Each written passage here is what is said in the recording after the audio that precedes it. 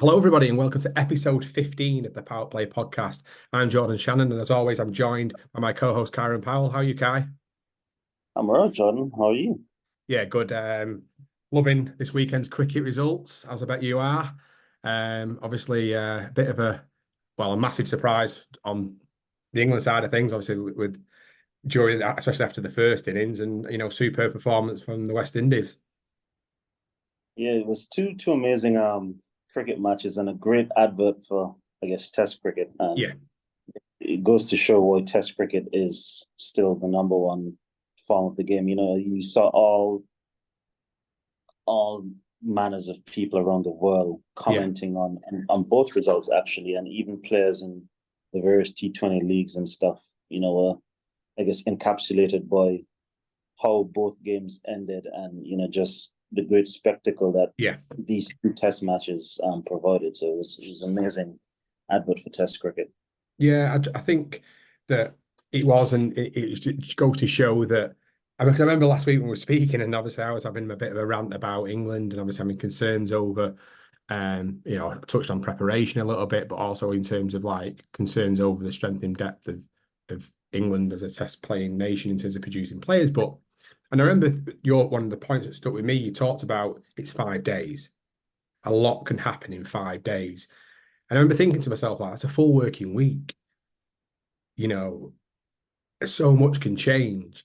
And that literally unfolded. What you talked about there, from England being so all over the place from a batting perspective, all over the place from a bowling perspective, to then go and produce arguably one of England's greatest ever wins on away soil, just go to show how much things can change. Yeah, I mean you can boss a game for 4 days and still lose it. Yeah, A team can just have one brilliant day, and yeah, things just completely shift in terms of the balance of the game. Having said it's 5 days, we also spoke about is it Hartley, the left arm yes, spinner, yeah, yeah, yeah, and what a bad start he had. But yeah, I did say, he can dust that off, and he's got a whole another innings to yeah, come and perform. And having said that, he came and he got 7 wickets and bowled England to victory. And kudos to him for showing that sort of fortitude to um, be able to put that behind him, part that quickly, with the internet going crazy in yeah, terms of yeah, comments and stuff that were yeah, yeah, yeah, directed towards him after just one innings, for someone that doesn't even have much first class experience, much less test experience. And to come back, and again, that goes to show the type of environment that the team yeah, has as well. To be able to say, you know what, we're going to continue to bowl you, and we're going to double down on it in second innings and back you. We're going to give you opportunities to perform and provide a situation where you'll have a fair chance of succeeding, and that's what he did. So you yeah, have to be um I guess in awe of not just the performance but the environment that is yeah, allowing players to continue to come in and perform like this. Even an Ollie Pope and innings yeah, like that um in India, it's always difficult in India in the second innings. It's but much less with being in the deficit of 180 plus, and in essence, he basically wiped that off on his own, superb. and batted out of his mind. I don't think he'd have ever played an innings half of that in his life, Yeah. and obviously he's got an amazing first class record, and his test record, and his confidence will grow superbly from an innings like that. But to be able to pull something like that off, especially after we discussed how he got out in the first innings, and I remember you were saying, he didn't look prepared, and I said Yeah, to you, yeah, I said someone batting in the top order of an England team will be prepared. yeah, It's yeah. unfortunate the way he got out, but he will be No, prepared, and he no, stuck to his game plan. He 100%. went out, he stuck to his game plan, backed himself, and he made it look really easy. And I mean, the entire world knows that India is No. not an easy place to bat. So kudos to him as well.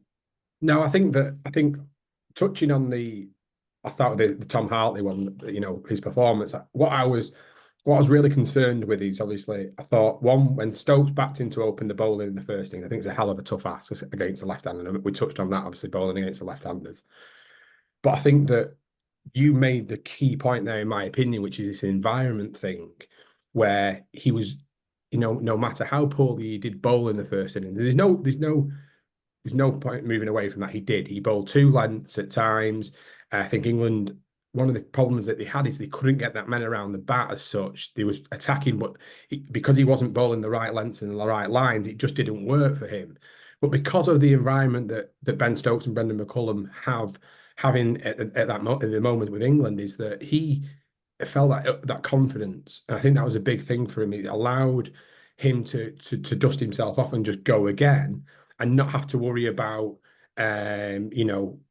being whipped off after 2 or 3 overs, because ultimately he bowled poorly in the first innings. Stokes stuck with him. He stuck with him because he was after his fourth over or fifth over, the easiest thing would be to go with Joe Root from the top end against left-handers and see if something can happen. But he stuck with him. So I think that environment comment that you make there is such an important thing, that automatically he knows that they believe in him. I think that had a big impact. And the other thing as well I picked up on in the second innings, which I think worked in his favour, was Stokes was a little bit more defensive ultimately, because of obviously India were chasing that score. It allowed him to have a bit of a spread field at times, which I think maybe give him a little bit more confidence and a bit more protection, which then probably maybe allowed him to be a bit more attacking, knowing he had a little bit more protection as well. But again, that's part of the tactic, and that's part of the environment that the team have at the minute, which allowed that to happen, allow that confidence to come through, which ultimately it did. Yeah, no, it's absolutely amazing what they're doing at the moment. And it's just exciting to see, because it's going to change the way people, I guess, approach Test cricket mentally, in terms of what's possible and what's not possible. Yeah. It may change the types of people that want to play Test cricket as well, because you may have some players saying to themselves, look, this isn't just a boring old ground for 5 days. This is actually proper exciting stuff, and we can play our own styles of cricket, provided the environment is conducive to, I guess, different types of play and just supporting individuals. I mean, I think in general, in life, much less in sport and in cricket, the people that are successful are the ones that have been given that environment where they're allowed to explore and be comfortable in making mistakes and learning from their mistakes, as opposed to people that are in situations where it's sort of a stead and hard situation where, you have to do this, you have to do that. Anytime you're in that situation, that actually leads to more mistakes, which then leads to more ridicule.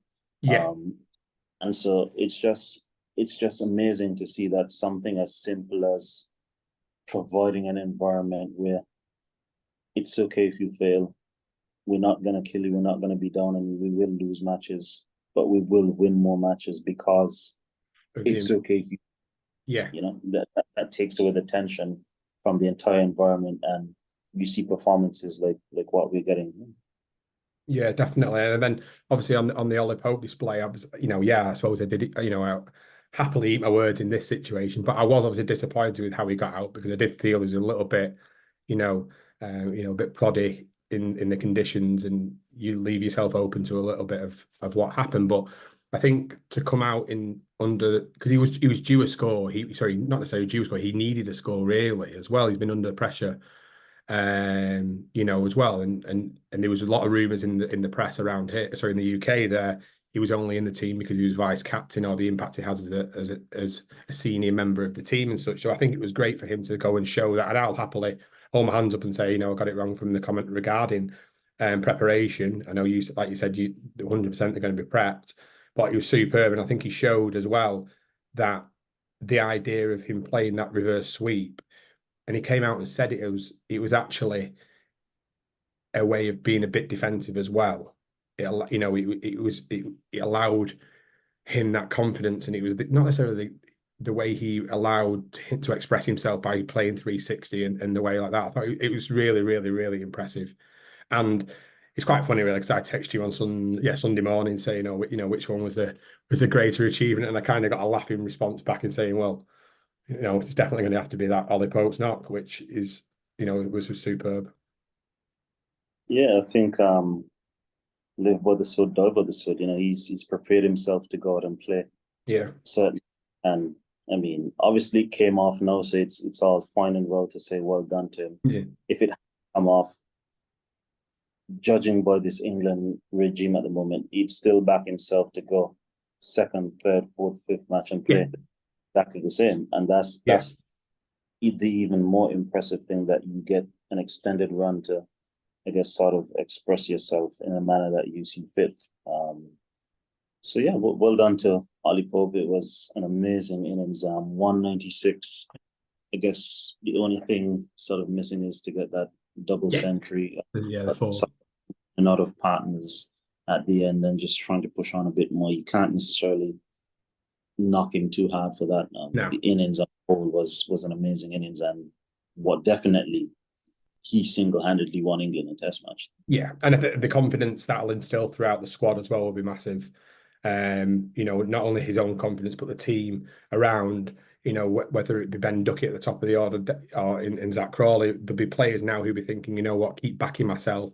You talk about the environment, the senior team and the coaches and Ben Stokes will be around this group of lads and showing obviously that we've got the backing and we've got support. And I do think it'll rub off. I do still, don't get me wrong, I don't see England coming away, you know, victorious in this series.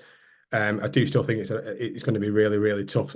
We spoke about how long a test match is. Never mind 5 test matches of 5 days. It's a lot of cricket and a lot of you know, things that will, you know, change and crop up and different sort of wickets, which sort of leads me on to the second test in terms of well, you know, it looks like England are definitely forced to make one change. Jack Leach has ruled himself out with injury, and then obviously India are going to lose Jadeja, which is obviously massive on both front, well, all three, because he's unreal in the field as well, and KL Rahul. So there's going to be some changes for both, and some of the noise around is whether they're going to go with a full spin attack.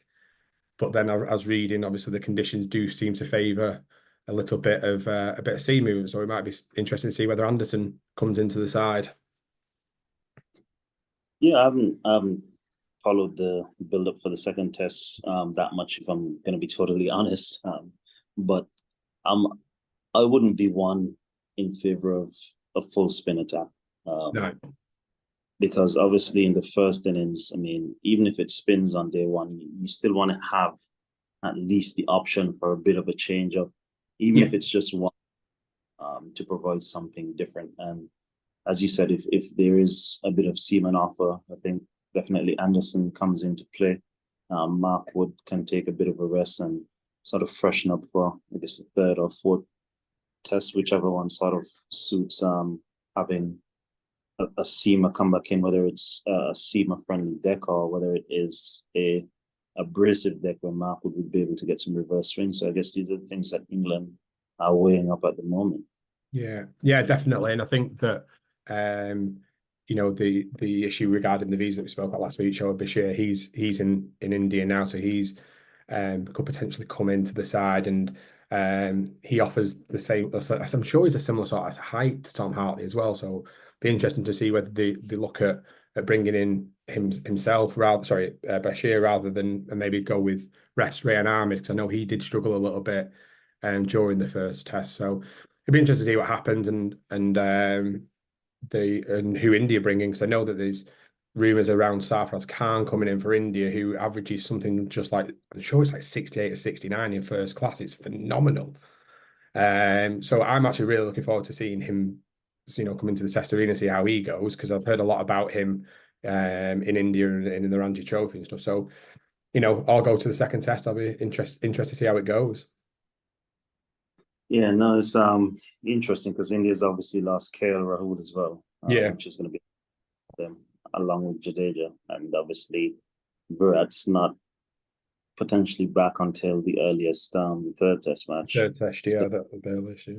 opportunity for England here to try and go 2-0 up in what is historically a very tough touring place for not only England but most teams, if not all teams. So great opportunity for them, and obviously with the World Test Championship, great opportunity Yeah, to snatch away from home as well, which are going to be extremely invaluable. So No, no, it's going to definitely. be an interesting second match, and looking forward to, I guess, seeing some more riveting Test cricket. No, definitely. It's something obviously we'll touch on next week as well. So that leads us on to the next phenomenal test match that occurred this weekend, and a historic win in the Gabba for the West Indies. Yeah, it's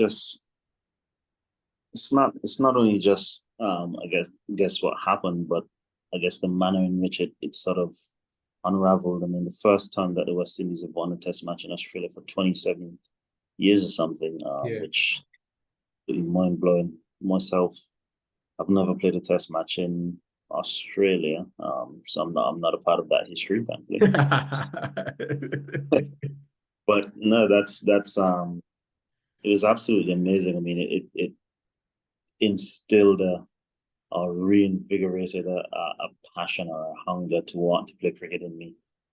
Having looked at that game, like the way, and I guess obviously the team had lots of bits and pieces like performances, guys chipping in, but the way Shamar Joseph performed in that second innings, having not even taken his close to the ground. Apparently, he wasn't even supposed to be there on that last day. Oh. The physio had just told him to come down and support the guys, and they sort of tricked him to coming down to the ground, and then gave him whatever miracle magic shot they gave him, and like numbed his toe, because remember his toe was split in half Yeah, for the from Yorker. the start Yorker, and then for him to run in 12 overs straight and bowl quicker and quicker as the spell on. Let's not forget that it was 35 degrees with 95% humidity in Brisbane. So it was great conditions. But I guess, I mean, as we learn more and more about Shamar Joseph, because remember that was only his seventh first class game as well. Phenomenal. Which is his second test match. He's got 2 5-wicket hauls in 2 test matches. He's played, I think, 2 18 matches. So he's only played 3 genuine first class games.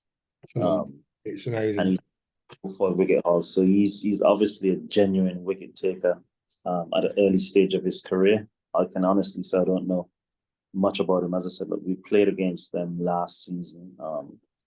Didn't get many wickets in the match. I think he actually got dropped after that match, and then he came back into us at the end of the season.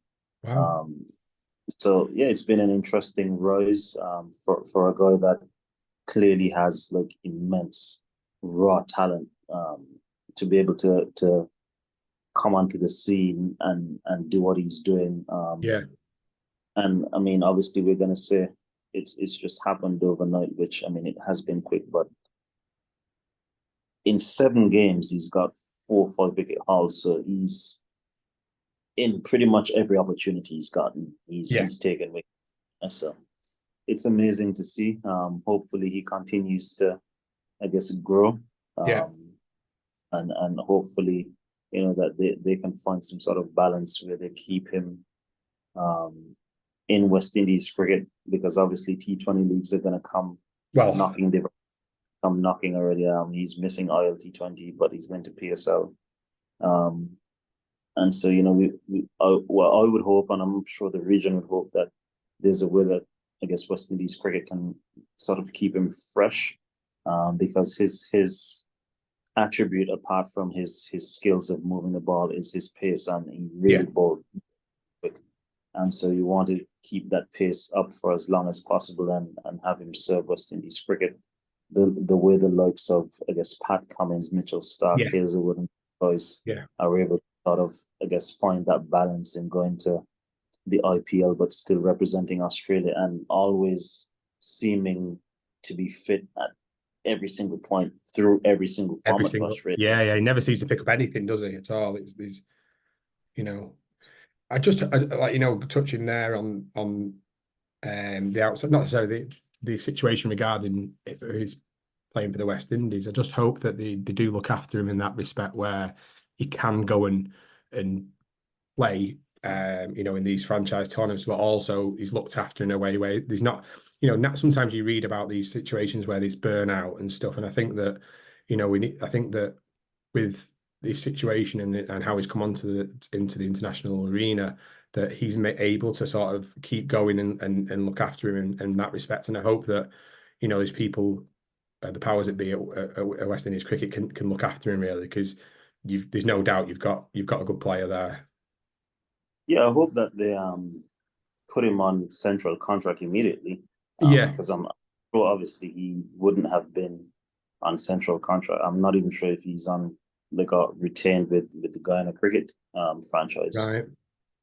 I hope that the West Indies Cricket Board put him on contract forthwith and sort of get him sorted out. I mean, the more you learn about his story, I mean, he's from an island that I think they said it's like 2 days to get to in Guyana, which is, I mean, Guyana is a pretty massive place. And they didn't have internet until like 2017 or 2018, if I'm not mistaken, where he's from. So, I mean, this is someone that's grown up pretty much very old school means and ways of living in a modern day. So I mean, even something as simple as let me not say as simple as what is deemed as simple as for most cricketers traveling and like going to Australia or whatever, this would be something so foreign and far-fetched, obviously coming from those situations. So I mean, it's not only a matter of, I guess, nurturing him in terms of how much cricket he plays. Yeah. But obviously being exposed to the world now and everything coming at him, that's something that also needs to be, I guess, monitored and managed. He's got to say that. Yeah, that's where you need you. Yeah. You know, you need that support and looked after really with that. And I hope that, you know, do you know if he's part of the Guyana 4-day team? Has he been selected?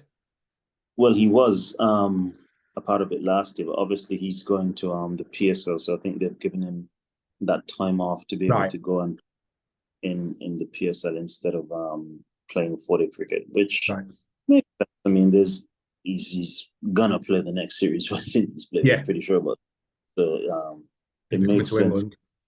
Allow him to go and make some money in the PSL and obviously get that exposure and opportunity, which possibly and most likely will lead to some sort of opportunity in the IPL at this stage based on so far.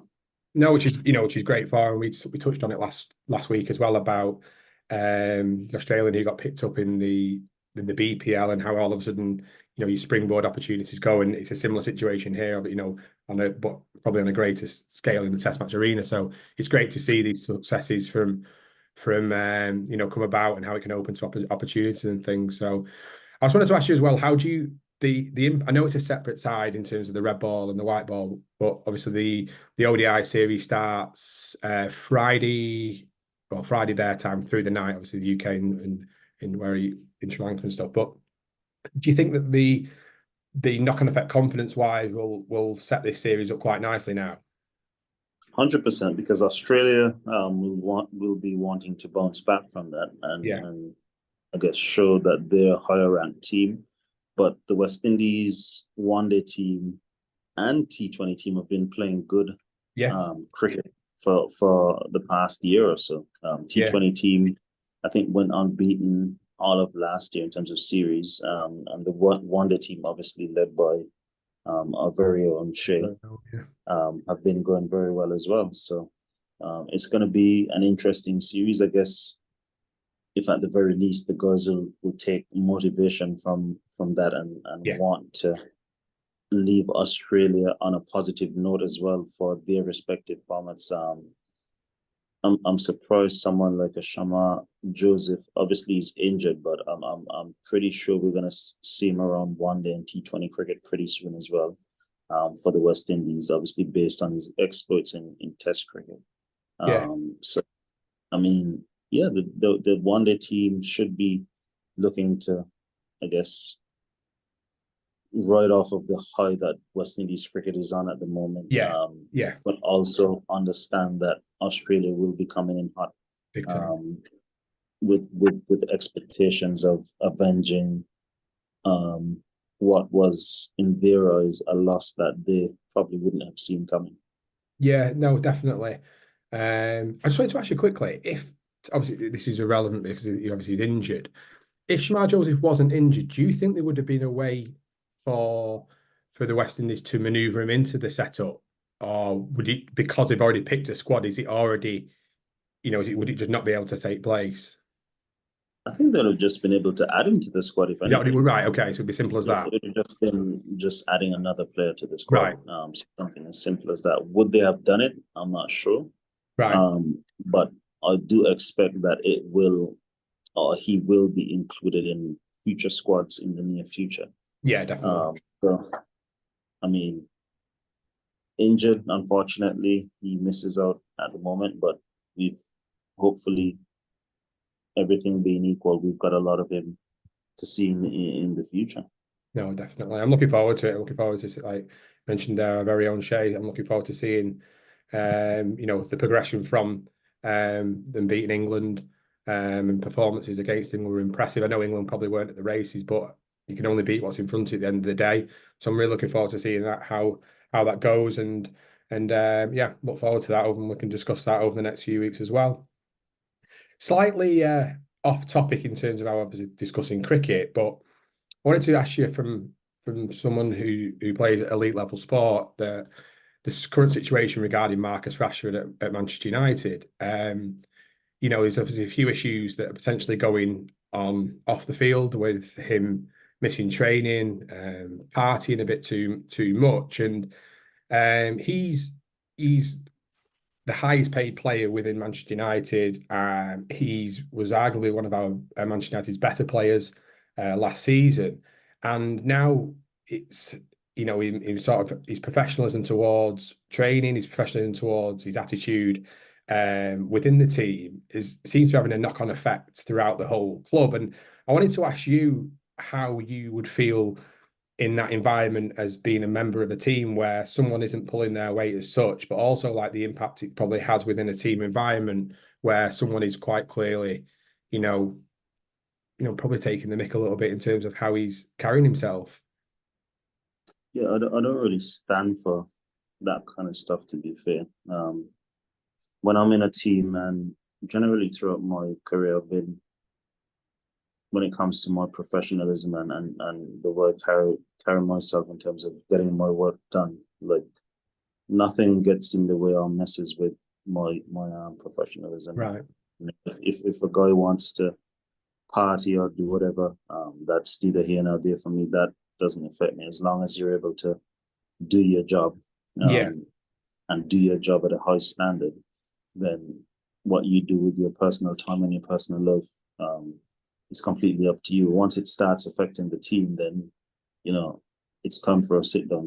We've got to Yeah. address this, and this is something that's surprising because you look at the season that Rashford had last year, and I guess the takeaways that he'd have had the season before that, obviously with Cristiano being at the club, and Yeah. obviously the way he spoke about the impact that Cristiano had Yeah. on him as a person, in terms of professionalism and stuff. This is not something that you'd expect, because No. if it's one thing that we have come to know about Cristiano Ronaldo, is that nothing gets in the way of his football, and he's the ultimate professional Yeah. when it comes to his preparation, his play, his recovery, etc., etc. Yeah. And so Yeah.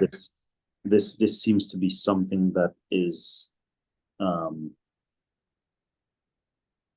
I guess, a pandemic within Man United. It seems to be a plague where it doesn't matter what manager goes in, the players seem to, for whatever reason, have this level of power throughout the organization, and I think that it's going to stop now with I guess this new part ownership, Yeah. The and Ineos takeover. Yeah. and the new director of football that's coming in. So I Mm. mean, these guys, I think lots of guys are going to be, I guess, sent on their way, which is fair. As a Man United supporter, we're not necessarily winning anything, or we haven't been winning anything for a long time. And so when you see guys getting paid, I guess, in the upper echelons or the upper Yeah. brackets of the sport, Yeah. compared to other clubs that are doing a lot better, um, it begs to warrant questions from not only supporters but from ownership as to why, at the very least you're not having, I guess, guys operate in a professional manner and Yeah. coming into training, doing the basics, doing the right things, and putting on professional displays, not only on the field but in training and throughout their daily lives and how they carry themselves. Yeah, I think that sort of relating to what we spoke about before in terms of the England cricket team, they've got an environment at the minute which is extremely positive, extremely supportive in terms of performance. So what they expect, and I think within Manchester United at the moment, they've lost this this high level of performance, and that's not just from everything on the pitch, it's everything off the pitch, it's the way that they carry themselves, and I think it's actually quite a toxic environment regarding in the difference with England cricket team at the minute, which is all positive. I think Manchester United is quite toxic, and I think there's a lot of stuff that's going on behind the scenes there which is causing a knock-on effect. And I think that you made a point there with each player can always look after and maintain their level of professionalism and do what they need to do, whether that's in certain cricket circumstances, whether that's hitting an extra 100 200 balls after your session, or whether it's bowling or catching or whatever that may be, you maintain that. I just think that Manchester United and especially Marcus Rashford in this situation we're talking about has lost his way in terms of that professional aspect, and the standards which have been set from Manchester United, not only under Eric Ten Hag, but have been set for 150 years. These are values that should be instilled in take football out. It's within business. Manchester United is ultimately a business, and the values have been set by some fantastic leaders.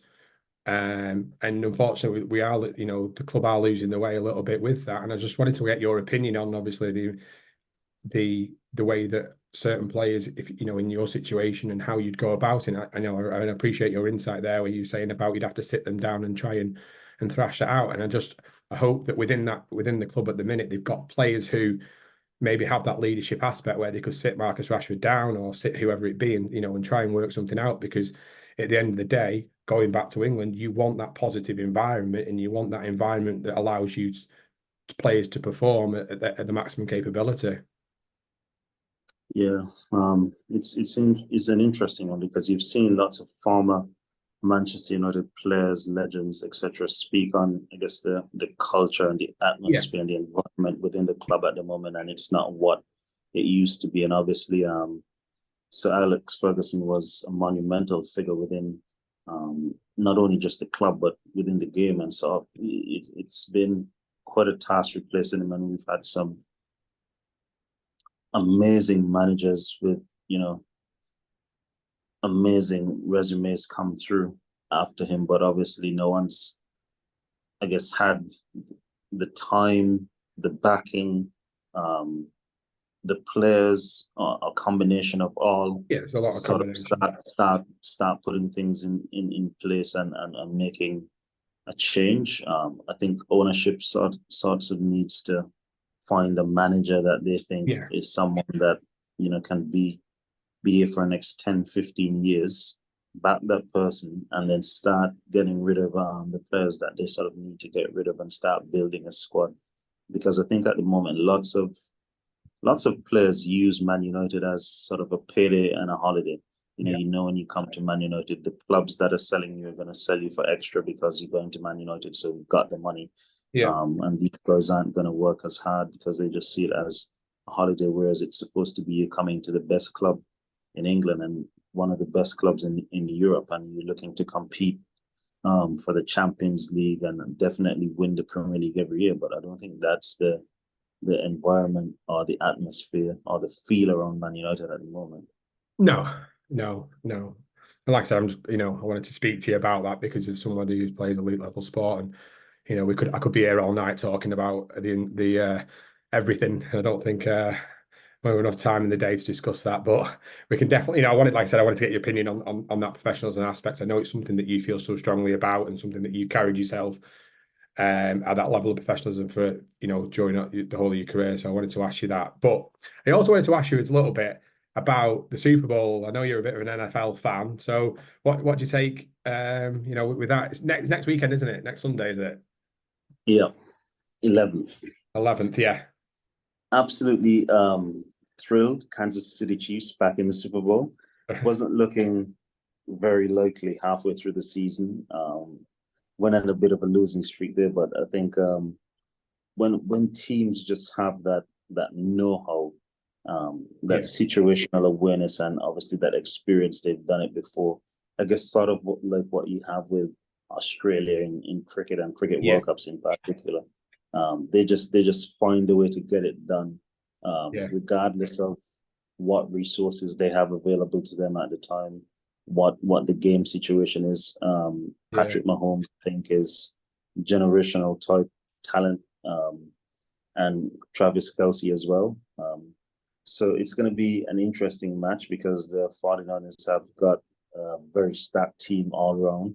But, I mean, you can't rule out the Kansas City Chiefs, defending champions, who found themselves against all odds back in the Super Bowl again. And I'm really, really excited about it, looking forward to it, because, I mean, it's the most watched sporting event, single event in the world. It's amazing. It is amazing. Yeah, and to have the Chiefs back in the finals again, after Patrick Mahomes won on pretty much one leg last year. Looking forward to it. No, definitely. I've been looking forward to watching the highlights or watching it. I won't be staying up during the night, I don't think, but I'm looking forward to that. I'm sure we can discuss that over the next couple of weeks. But thank you very much for tonight, Kie. It's been great to listen to as always, and thanks for your insights. No worries, Jordan. Thanks for having me again. Cheers. Speak to you soon. Cheers. Bye.